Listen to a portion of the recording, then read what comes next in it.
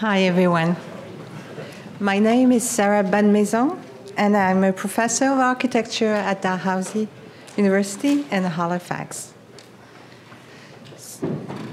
So how to theorize such a diverse group of researchers that we've seen all this time?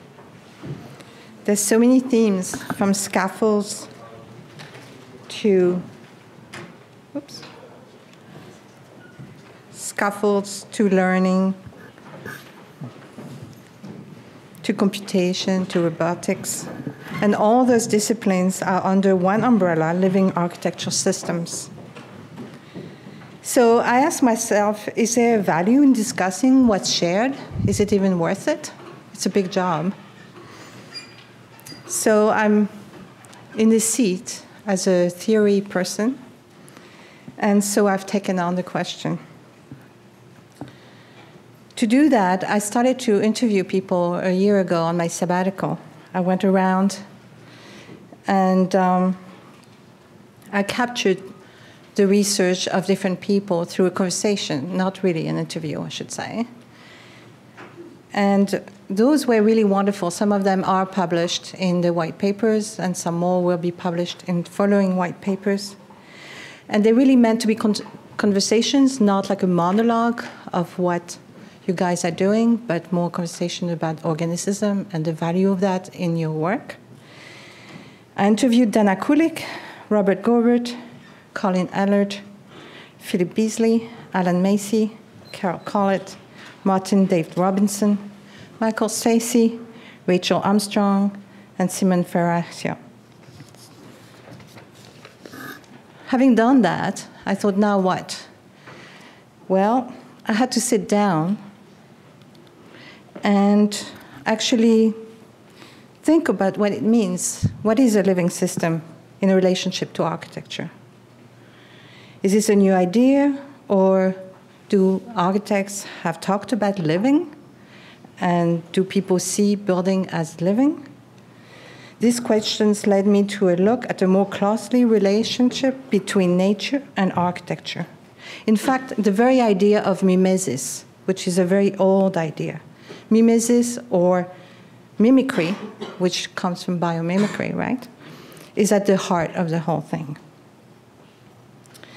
I would say it's even fundamental to creation and innovation, because when you want to imitate something with a different form or a different material, you have to create, you have to invent. To use the word conversation from Pongaro's point last night, an artist has, with the natural world, a conversation that spurs a response and spurs creativity and spurs invention.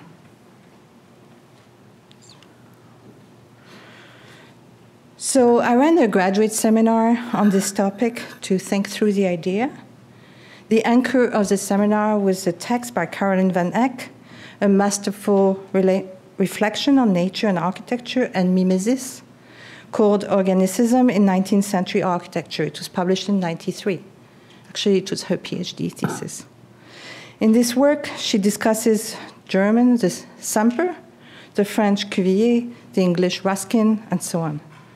Contribution to architectural theory and practices in the 19th century, of which we were intensely concerned with dimensions of architecture as a mirror of nature. Antonio Gaudi's work is a direct descendant of this tradition that you see here. Van Eck recognizes that drawing inspiration from nature is one of the most persistent and enduring theme in architectural theory. She also believes that the 20th century represented a significant break with the tradition, completely abandoning a very long-lasting and sophisticated theoretical framework for the conception of architecture. While a few modernist architects talked about their work in terms of nature, I'm thinking of Eric Mendelsohn, Frank Lloyd Wright, Albert Aalto, Eileen Gray, and others, the dominant paradigm was a mechanical one, the machine for living, mechanical analogies. The modernist break with architectural history also broke architectural conversation with the world of living nature. In a way, that we are only now coming to terms with. In the 1960s, with the beginning of the ecological movement, architects turned once more again to a serious engagement with the natural world. This, I would argue, is where the resurgence of organicism begins. A few influential work in this new return to nature are, for example, the biologist Darcy Thompson, who explored patterns of growth in plants and animals. His work was taken up by Friotto and others. Of course, they reread the book, right? Buckminster Fuller, 4D Dymaxion view of the world, which inspired all kinds of designers developing closed system or closing the loop. And then Ian McCart, Design with Nature. I'm sure many of us had those books when we went to school.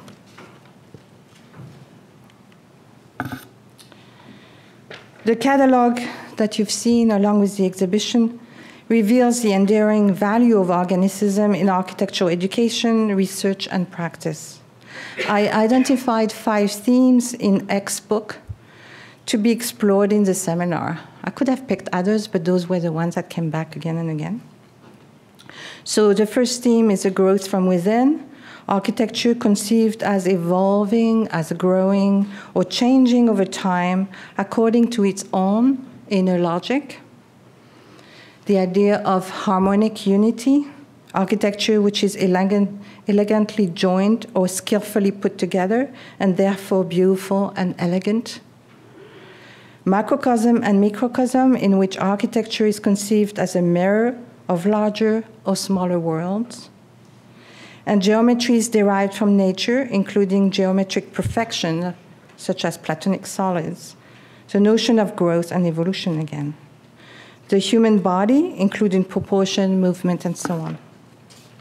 So those were the themes we worked with. This exhibition that we have next door and the catalog makes explicit design methods that are drawn from the living nature and links between buildings across centuries and across cultures into a set of different constellations. Of course, one could draw other constellations with other buildings around other themes, but today I choose the philosophy of organicism. The seminar helped me to widen my understanding of organicism, to engage with contemporary issues such as feminism, globalization, economy, political exploitation, ecology and sustainability, contemporary aesthetic, technological development, and cultural studies. There was a lot of interest in the epistemological shift in design itself, from being prescriptive to being evolutive, under control, and even like an improvisation. Students drew links between the antique notion of the body as a metaphor for nature to the 1970s body exploration, as in Lawrence Halpern Fountain or Ricardo Porro's School of Plastic Arts, to feminist artists such as Yayoi Kusuma, who, by the way, is opening a retrospective next door on Sunday. You definitely have to go. Others discovered how the Japanese reclaimed the ancient temple of Ise Shrine as the origin of metabolism. I'm actually really curious to discover more about organicism in Eastern architecture. And for others, organicism took a socio-economic meaning.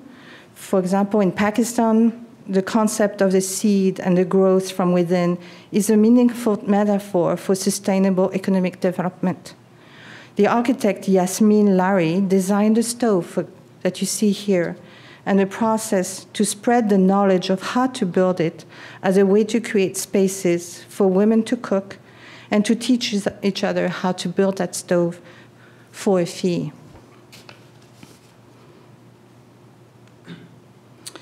And bringing it to life, another takeaway for me was retooling to create one-offs as opposed to mass production that we've talked about already. Jenny Sabine's studio is taking the idea of knitting from the scale of the garment to the architectural scale, and yet working very closely with principles of tensile structures and natural geometries found in minimal surfaces.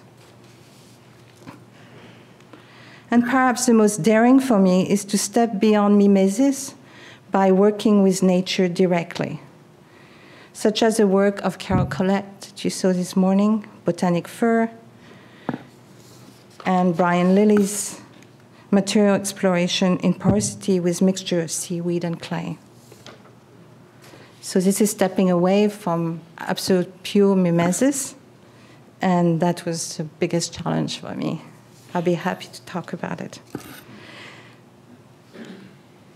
Learning about the scientific use of organicism as a philosophy was also stretched me quite a bit, and I'm still struggling to understand exactly what it is. Perhaps the most enduring aspect of organicism is its potential as a theory to put into words and explorations, interpretations and creations of new forms, new ways to assemble new building materials. When in doubt, we seem to always return to nature, whether it be for spiritual power or for its infinite source of inspiration. Thank you.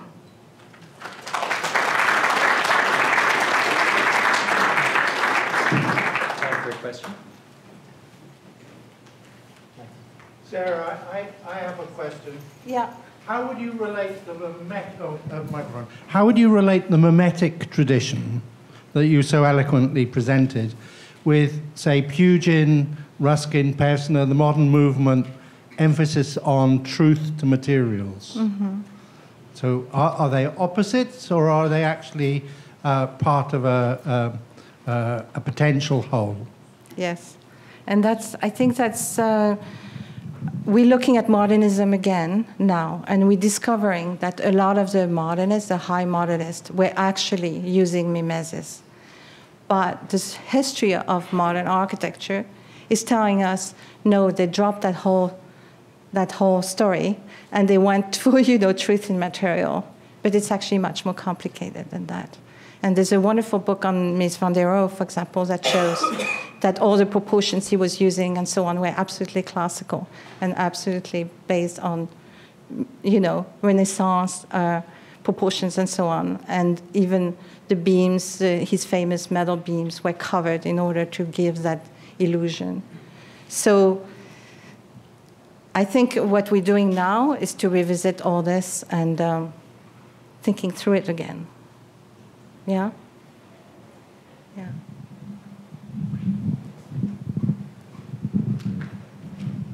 I'm curious about how far the sort of mimesis also goes beyond the geometric, because I think, let's say in the Gaudi model, the geometry isn't designed as that appearance, but it's the underlying principle. I mean, all that. But basically, organicism in the underlying principles as opposed to the shape or the look alike, so to say. Which is something that I always find somewhat irritating in biomimicry, that it basically starts with the finish and not with the process. Totally. And that's one of the wonderful things about organicism, is that it tells you have to really look at what's happening, understand the principles that are underlying, understanding how it works. And it's those principles that you're actually using in your design process. You're not just copying. You're not making an airplane that looks like a bird and expected it to fly, right? You have to first understand how the lift happens and so on.